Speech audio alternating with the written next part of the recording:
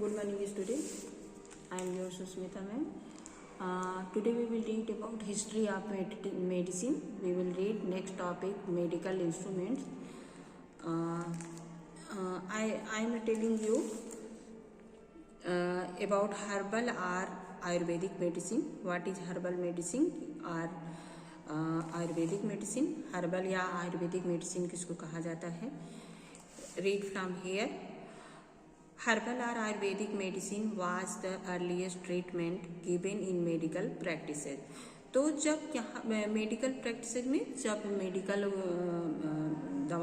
दवाएं की जाती थी लोगों को, तो उस समय क्या किया जाता था? कौन सा प्रयोग होता था? हर्बल या आयुर्वेदिक. हर्बल मीन्स हर्ब से बना हुआ, वनस्पतियों से जो बनते थे, पेड़ पौधों से जो दवाएं बनती थी उसको हर्बल या आयुर्वेदिक दवाएं कहा जाता था. और ये जो है अर्लीस्ट ट्रीटमेंट, तो प्राचीन काल में इन्हीं के द्वारा दवाएं की जाती थी और दवाएं दी जाती थी, दवाएं बनती थी. Around 6th century BCE, Sushruta and Indian physician identified 1120 diseases and listed 760 herbal medicine. तो प्राचीन काल में एक सुश्रुत नाम के व्यक्ति थे, आयुर्वेदाचार्य थे, जो कि कब थे? अराउंड 6th century BCE, आज 6th century BCE ईसा पूर्व में थे. और ये क्या थे? एक इंडियन फिजिशियन थे. आइडेंटिफाइड, इन्होंने क्या आइडेंटिफाई पहचान की थी? 1120 डिजीजेज, 1120 बीमारियों के बारे में की पहचान इन्होंने बताई थी.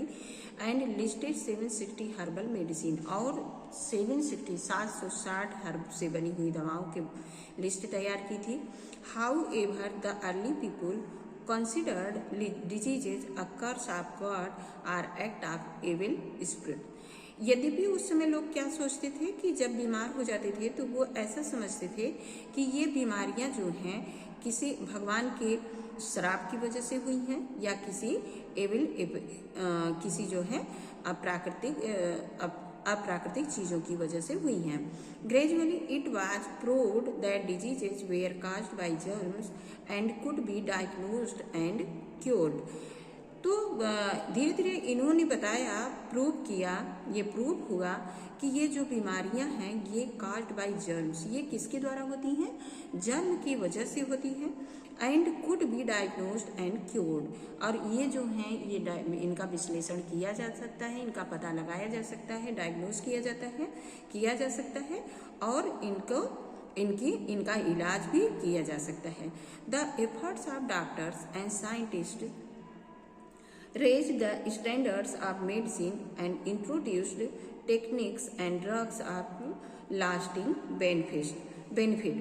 तो ये जो किसके एफर्ट से, किसके सहयोग से ऐसा हुआ? डॉक्टरों के प्रयास से ऐसा हुआ और साइंटिस्ट के प्रयास से. Raise the standard of medicine, जो मेडिसिन के दवाओं का स्तर था वो रेज में बढ़ा.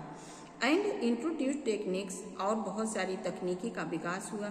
And drugs of lasting benefits, और जो दवाएं बनी वो जो हैं लाभदायक बनी, लोगों को लाभ देने लगी.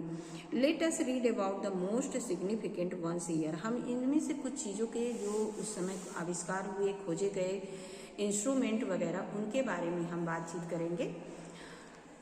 Topic is medical instruments.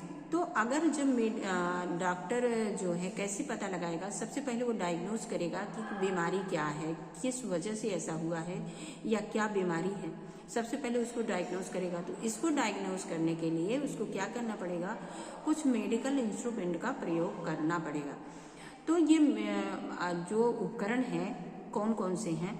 Some of the medical instruments and equipments used by doctor or practitioner are the follows.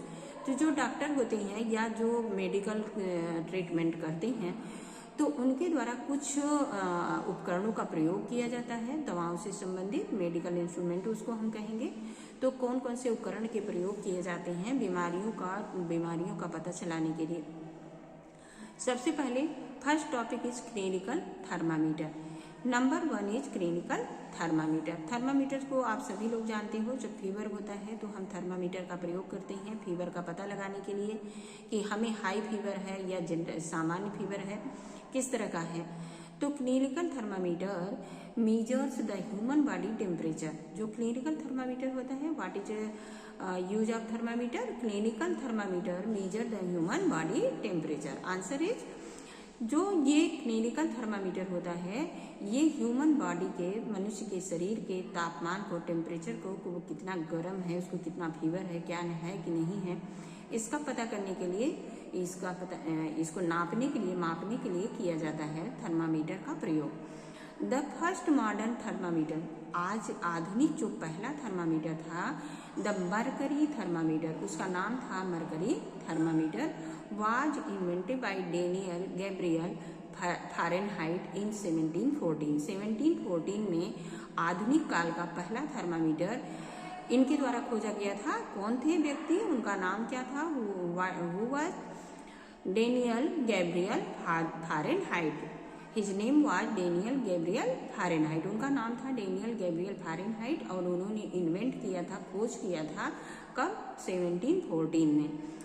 और उस थर्मामीटर का नाम था मरकरी थर्मामीटर। मरकरी थर्मामीटर का इन्वेंशन किया था डेनियल गैब्रियल फारेनहाइट 1714 में। समझ में आ गया होगा आपको। Temperature is measured in degree Celsius, 8 degree Celsius, 8 degree Fahrenheit.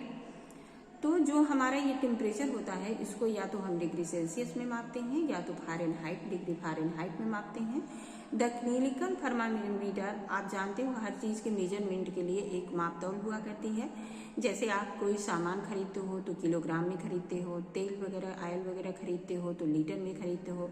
इसी तरह से अगर हम इसको मापते हैं, बुखार को मापते हैं, टेम्परेचर को मापते हैं, तो हम क्या करेंगे? डिग्री फारेनहाइट या सेल्सियस, डिग्री सेल्सियस का प्रयोग करते हैं।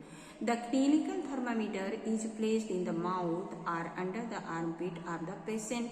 आप सभी जानते हो, ऐसा कभी न कभी हर किसी ने लगभग अनुभव किया होता है कि आज भी अगर हमें फीवर होता है तो या तो इस थर्मामीटर को मुंह में डाला जाता है, उनके मुंह में, या फिर अंडर द आर्मपिट, हमारी भुजाओं के नीचे, पेशेंट के भुजाओं के नीचे इसको रखा जाता है।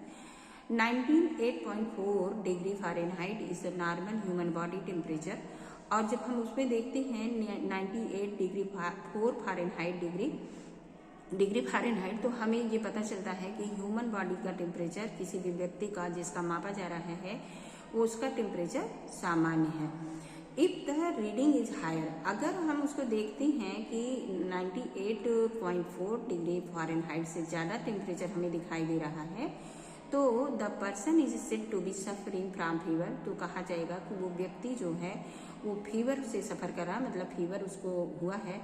एंड इज ट्रीटेड अकॉर्डिंगली, अब उसका इलाज बहुत अच्छे भले ढंग से किया जाना जरूरी है। Next topic is stethoscope. We will read tomorrow about medical instrument number 2 stethoscope. What is stethoscope? We will read tomorrow.